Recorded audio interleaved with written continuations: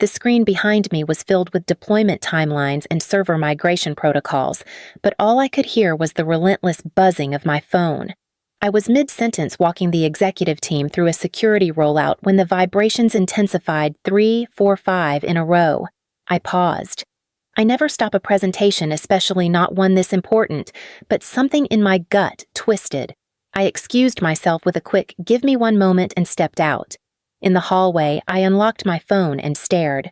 The first message was from my mother. "You're not invited. Seren doesn't want you there." I blinked, thinking I'd misread. The next message rolled in as if on cue. "There's been a change of plans. Seren feels you've been making the wedding about yourself. Caleb's parents offered to help, but they asked for a drama-free day." My hands trembled. I scrolled further. "Please don't overreact. She just wants this day to be perfect. We hope you can understand. Understand." After covering the venue deposit, after paying for the catering photographer rentals over $98,000 in expenses, each one transferred from my account, with the quiet hope that maybe, just maybe, it would bring us closer. And now I was being erased, sanitized from the day I'd made possible. I felt the pressure build behind my eyes, but forced myself to stay upright. My pulse thundered. I texted my mom back one word. Why? Her typing bubble blinked for a long time before disappearing entirely. Back inside the conference room, the air felt heavier. I picked up the clicker and finished the presentation autopilot in full control. No one noticed the shift. Or maybe they did, but no one asked. That night, I sat on my couch, the messages still open. My jaw clenched. I wasn't just excluded. I was discarded. And for the first time in my life, something inside me didn't wilt. It burned. In our house on Rosewood Street, roles weren't assigned, they just happened. Seren got the sparkle. I got the clipboard. When the pipes burst during a winter freeze, it was me who Googled emergency plumbers while Mom paced. When Dad forgot the electric bill again, it was me who called the utility company and arranged a payment plan. I was 12. Seren's still figuring herself out, Mom would say whenever I pointed out the imbalance. You've always just known what to do. I began to wear competence like armor even when it pinched. Seren floated through school on a cloud of last-minute extensions and charm. I stayed up rewriting essays, color-coding notebooks, building systems where none existed. She twirled through cheer practice. I volunteered for science fairs and filed FAFSA forms by myself. By the time I graduated valedictorian, no one was surprised, just relieved I hadn't let them down. I left for college in Seattle with 2 duffel bags and a silent promise I'd never rely on anyone the way everyone had relied on me. 4 years later, I walked across the stage summa cum laude with a job offer already in hand. I worked late, saved aggressively, and lived in a studio apartment with paper-thin walls while others popped champagne with their first paychecks. When our startup sold, I woke up a millionaire. No announcement, no luxury car, just a quiet account balance and the first breath of space I'd ever known.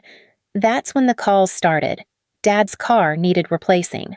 Mom's hours got cut. Seren's lease ended badly. I helped every time, not because I was asked, but because I'd been trained to anticipate the ask before it came.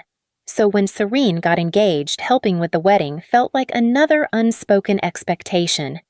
It started with a phone call at midnight. Seren's voice was breathless buzzing. Talia, he proposed. On a boat, at sunset. It was perfect. I was groggy but happy for her. She sounded like she'd stepped out of one of those Pinterest boards she used to scroll through in high school. She said she wanted a small wedding, intimate, charming. Then she mentioned the Griffin Estate, a venue I knew started at $50,000 just for the basics. Don't worry, she rushed to add. Caleb's parents are considering helping, and I know Mom and Dad can't do much, but we'll figure it out. Maybe just help with some of the small stuff. I said yes without asking for details. I always said yes. 2 weeks later, she slid a spreadsheet across the table during brunch. It was color-coded and terrifying. The total budget, $120,000. Small stuff apparently included the entire venue deposit photographer catering and a dozen other essentials. We're just waiting to hear back from Caleb's parents, she said, eyes soft with practiced helplessness. They're not fully on board yet. By the time I realized we'll figure it out meant you'll figure it out, I'd already transferred the deposit for the Griffin estate and paid the first invoice for catering. The calls kept coming. The florist needed a rush deposit. The designer dress she fell in love with was being discontinued. The band Caleb loved suddenly had an opening if we moved fast. Each time it sounded like an emergency. Each time it sounded like only I could save the day. I made spreadsheets, tracked receipts, and convinced myself that once the wedding was over, I'd be able to breathe again, that they'd remember I made it all happen.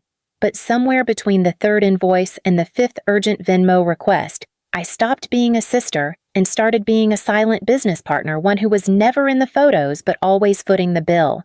And when I finally asked what Caleb's family was contributing, Seren hesitated. They're unsure. They said maybe later. It's just a stressful time. Apparently, it wasn't stressful enough for them to miss the spa retreat they'd booked for her bachelorette weekend. It started small, a group chat I wasn't added to, a florist meeting scheduled during my quarterly review, a cake tasting I learned about from a tagged photo on Serene's Instagram story. Each time I asked, she had a reason. I didn't think you'd be free. I figured Mom could go instead. I meant to tell you it was super last minute. I wanted to believe her. I told myself she was just overwhelmed. But as the weeks went on, the pattern hardened. I was footing the bill for decisions I wasn't invited to make. I kept showing up anyway, adjusted my meetings, took early trains, tried to insert myself back into a process that had quietly moved on without me. One afternoon, I swung by a boutique hotel near Seren's apartment to drop off printed contracts she'd asked for. I stopped by the cafe for a coffee and spotted her 2 tables away, deep in conversation with her maid of honor, Kendra. I froze when I heard my name. She's being such a control freak, Seren said, not even lowering her voice. Just because she's paying doesn't mean it's her wedding. Kendra sipped her latte. Yeah, but at least you're not going into debt, right? Seren gave a little laugh. I mean, small price to pay for her spreadsheets and passive-aggressive comments. I just wish she'd send the money and stay out of it.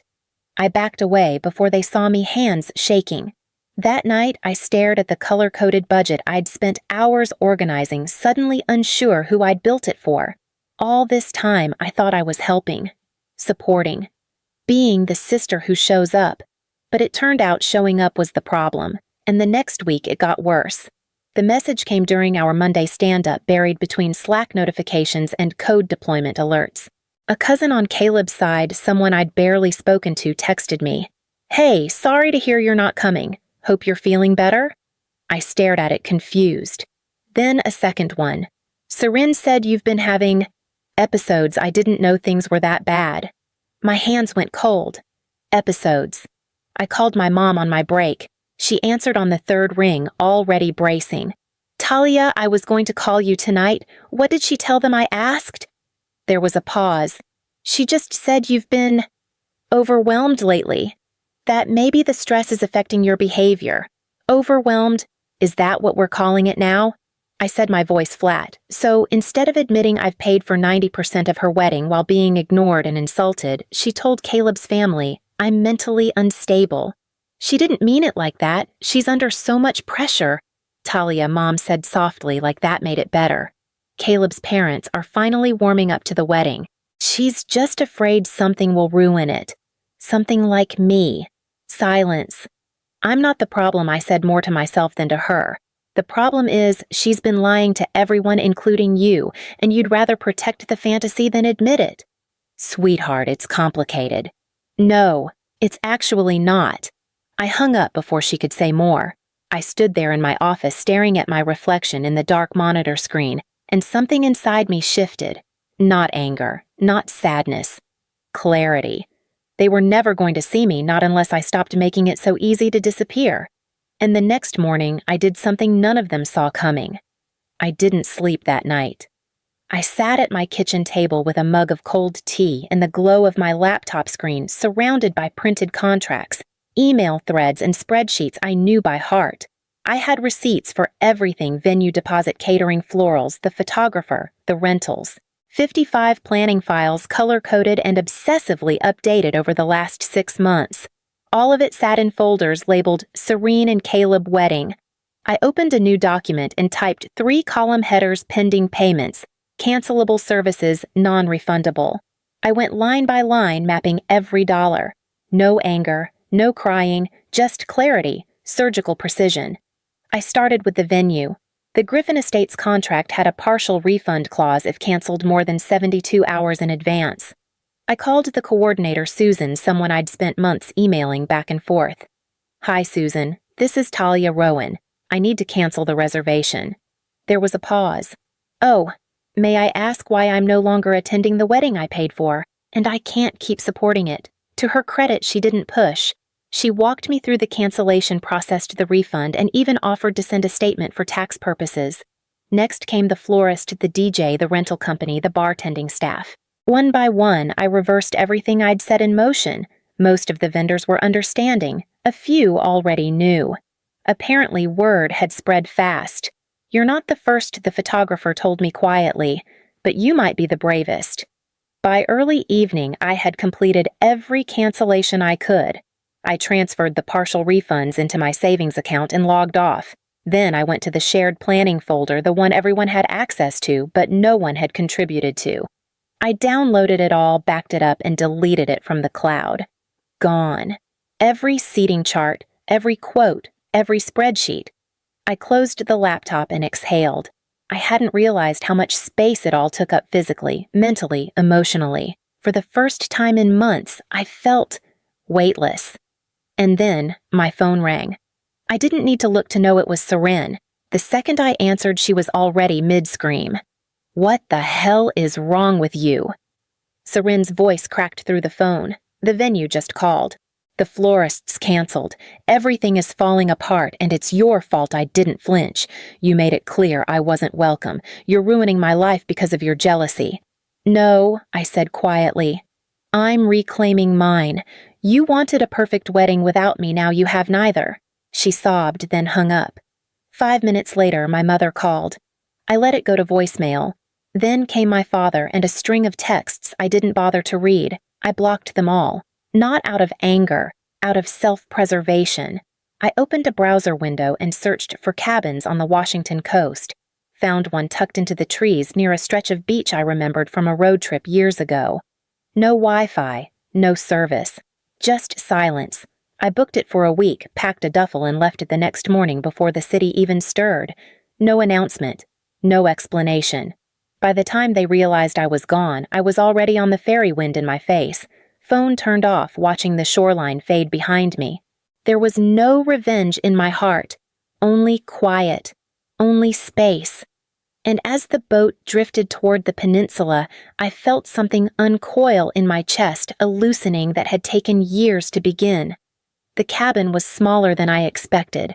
One room, a wood stove, and a battered kitchen table that became my sanctuary. I left my laptop at home. My phone stayed off. The silence wasn't empty. It was a kind of presence I hadn't felt in years.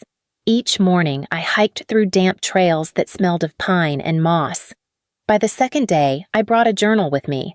Not the kind I'd kept for work or planning, but blank, unlined pages where I wrote everything I had never said out loud.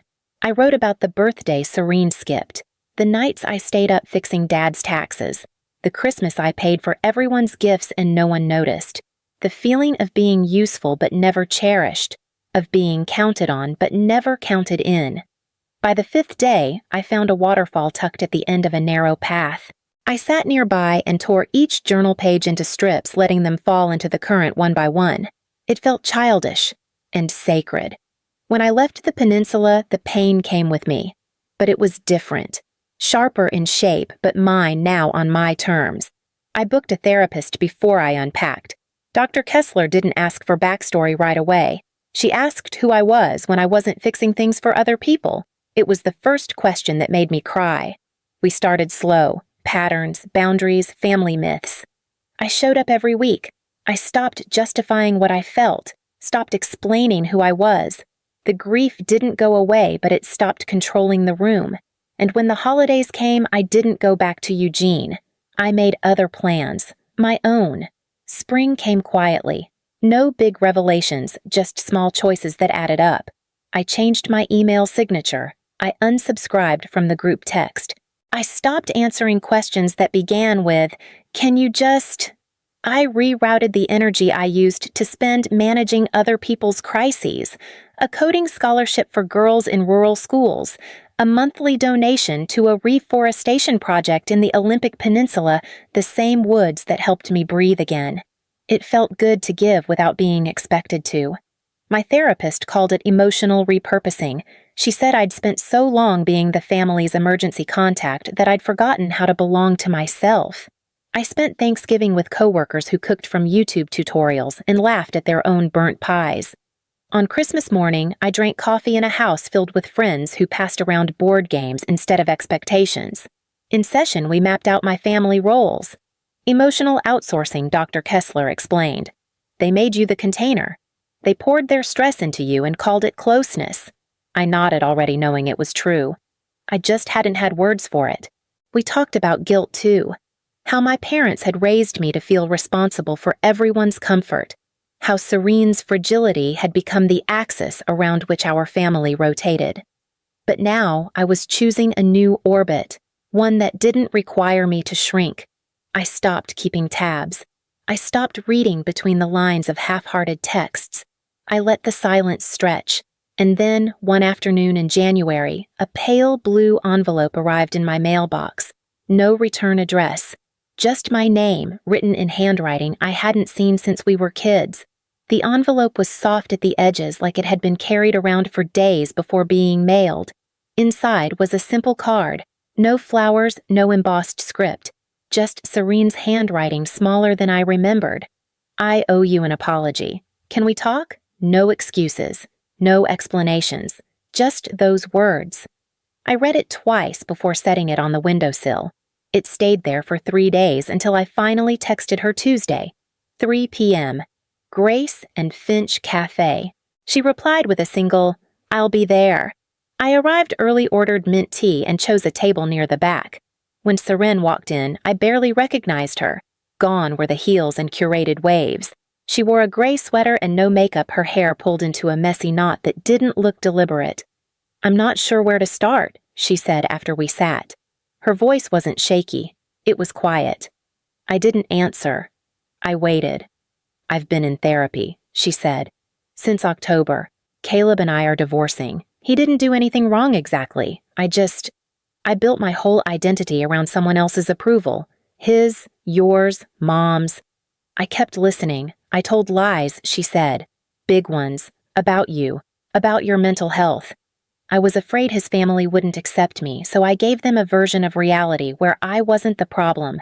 And I let you carry the cost for it. Financially, emotionally, everything. I didn't feel anger. Not anymore. Just something like ache softened by time. I'm not asking you to forgive me," she continued. "I just want you to know I see it now. All of it." We sat for a long time after that. We didn't hug. We didn't talk about the future. But when she asked if I wanted to see the program she was applying to, an early education certificate, I nodded. We weren't sisters again, not yet. But we weren't strangers either. And that somehow was enough to begin. It's quiet now, but not empty. The dining table I built from reclaimed wood has 6 mismatched chairs, each one filled tonight. Friends pass dishes, tell stories, refill each other's glasses. No one asks what I brought to deserve my seat. They just make space. Across the room, Brian catches my eye and smiles. It's not the kind that asks for anything, just recognition. We met months ago at a tech meetup I almost didn't attend. He'd asked what I did outside of work, and I didn't know how to answer. Now I do. I host, I mentor, I write, I live. After everyone leaves, I wash the dishes in warm water and soft light. On the shelf above the sink sits a small folded card. Cream paper, ink slightly smudged. I found it tucked inside a thank you note from a scholarship recipient last month. "You were never the backup plan. You were the blueprint." I run my finger across the words, let them settle. For years, I gave my place at the table away and called it love. Now, I build my own. And every seat here was made with care, not apology.